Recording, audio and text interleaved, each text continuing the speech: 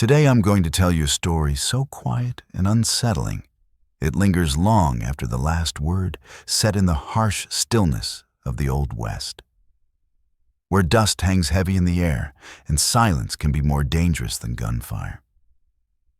This is a place where power moves in shadows and fate crosses paths with the unprotected. It all began with a single, abandoned wagon, something small, almost forgettable, yet powerful enough to shatter two lives forever. Before we kick off this adventure, don't forget to hit like on the video and let us know in the comments where you're watching from. They never sing ballads about the kind of evil that moves through money and influence. Not out here. Not beneath a sky this wide. It doesn't roar or announce itself.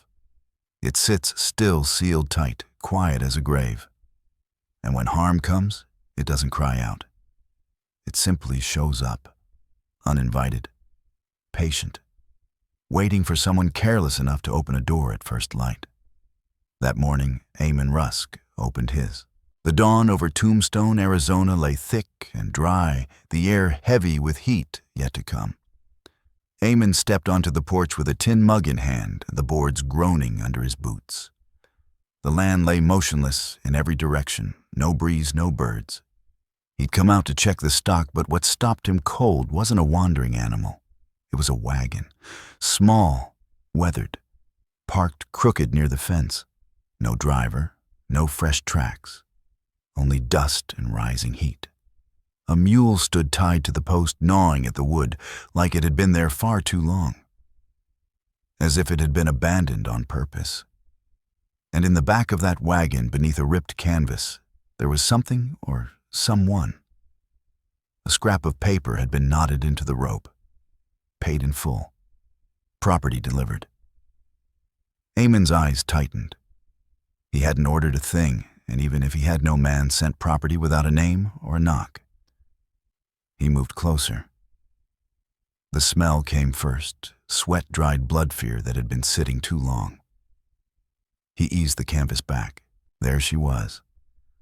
A young woman, barely more than 20, filthy, bruised, breathing shallow, as if her lungs were undecided about staying. Her wrists were bound tight. Her lips were split. And across her back, half hidden beneath grime and torn cloth, ran deep, furious scars. Her eyes fluttered open. She looked at him the way someone looks after dying once already, and she whispered, "You paid for me. Now finish it." Eamon said nothing. He didn't question her. He didn't even react. He only stared because men who've seen war think they know hell, but hell isn't a battlefield. Hell is a broken human being left on your land, cut open and abandoned, while someone somewhere believes they did you a kindness. He loosened the rope, lifted her carefully, and carried her inside. He sat her down in the back room, gentle as he knew how. And for the first time in years, Eamon Rusk had no idea what came next. But if this were only a story about a woman left on a stranger's porch, it would already be over. What mattered was what she carried with her. Naira Quell barely spoke those first days.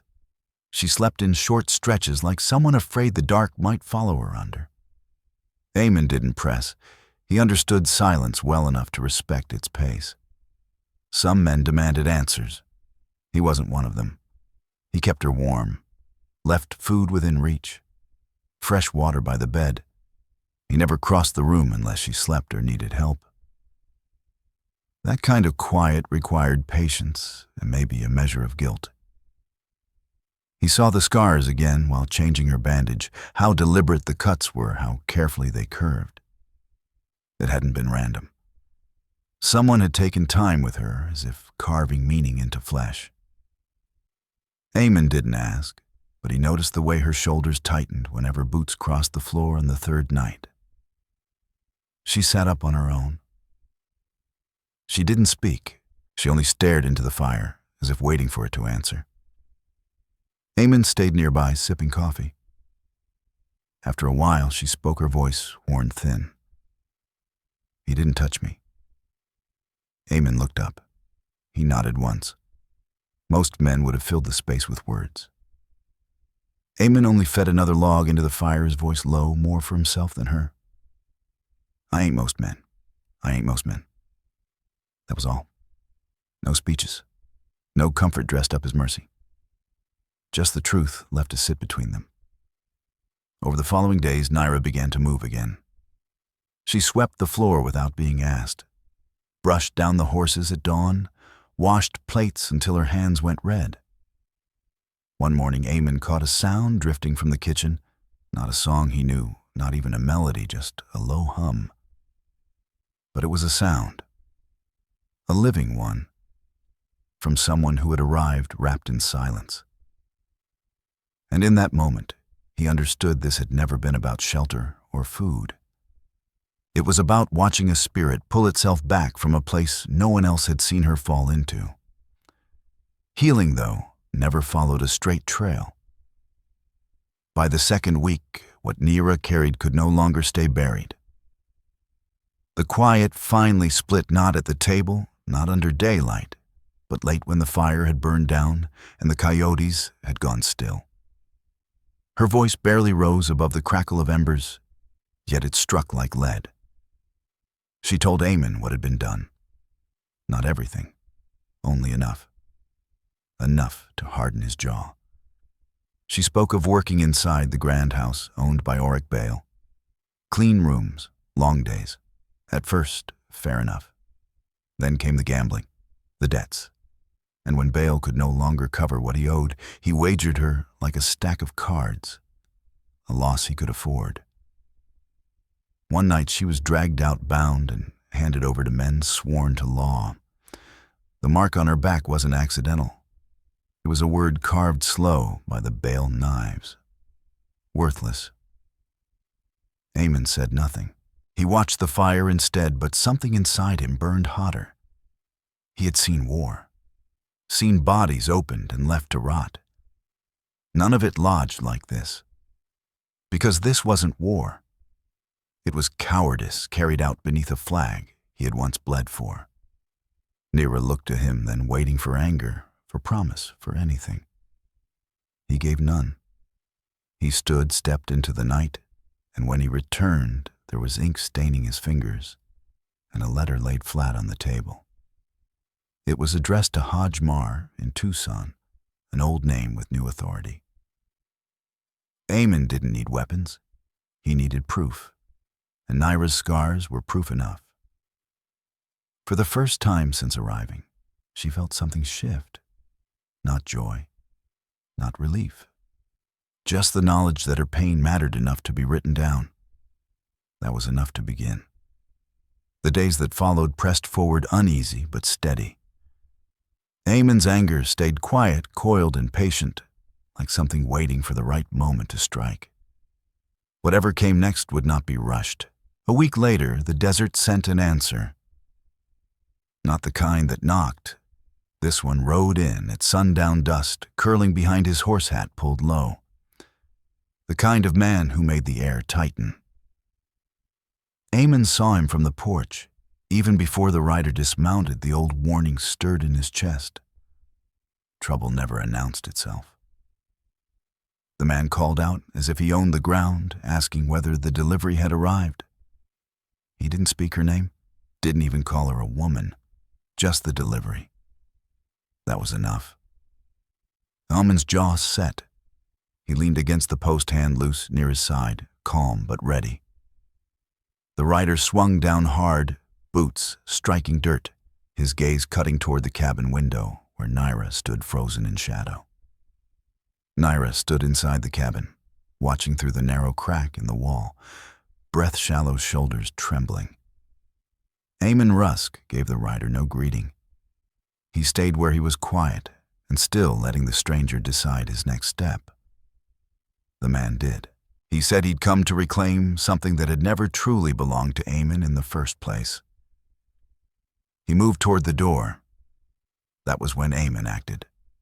No warning, no raised voice, just one hard step forward. His fist closed in the man's collar, yanking him off balance. The other hand pressed cold steel beneath his jaw. The struggle was brief. It was meant to be. Eamon wasn't trying to kill him, only to finish it clean. Within moments, the man lay on the cabin floor, wrists cinched tight with rope. A gag shoved deep. Naira didn't shout, didn't smile. She stayed seated in the corner, staring in disbelief as someone finally placed himself between her and the men who had treated her life like loose change. Eamon hauled the stranger outside, tied him to the post, and waited for morning. The desert had its own justice. Men arrived thinking they could take what they pleased, but out here silence and land always demanded payment. Eamon knew the red-spurred dragoons would be riding through soon. This time, they would have more than ink on paper. Power never surrendered quietly. When it was challenged, it struck back, and the answer was already moving. At dawn, the dragoons rode in dust, rolling behind them. Eamon handed over the bound man, along with the letter he'd written days earlier. They took the prisoner without argument. His guilt sat heavy on him, plain to see. Naira stood in the doorway as the riders faded into the distance. For the first time, she understood she was no longer standing alone. Someone had stepped beside her, and the world had answered. The days that followed carried a different weight. There were no boots pacing outside the door, no shadows lingering on the porch. She cooked. She worked the land. Once or twice she laughed, the sound surprising them both. Eamon spoke little, keeping to his routine, but the silence between them had changed. It no longer pressed down. It rested easy. One evening, Naira sat by the fire, the same place where she had once whispered her broken plea, and told him she wanted to stay. Not because she lacked anywhere else to go, but because this was the first place that had ever given her a choice. Eamon didn't answer right away. He nodded slowly, the kind of nod that carried more meaning than words. Out there, far from the reach of the salt ledger, two people learned that healing didn't always arrive with gunfire or fury. Sometimes it came softly in the sound of water simmering on a stove, in a scar that no longer burned in a man who listened instead of claiming. Strength, it turned out, wasn't always drawn from a weapon.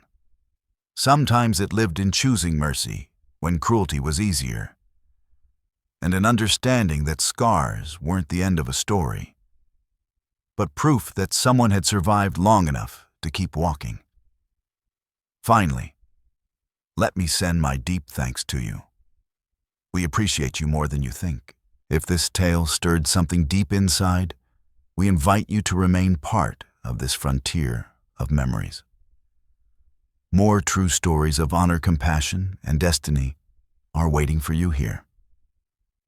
Subscribe, share, comment, and thank you for riding with us today. Aviso legal barra disclaimer. Our content is designed for artistic and entertainment purposes and may reinterpret historical themes using fictional touches. We apply AI tools thoughtfully only to support production while keeping human supervision over editing, emotional tone, and narrative coherence.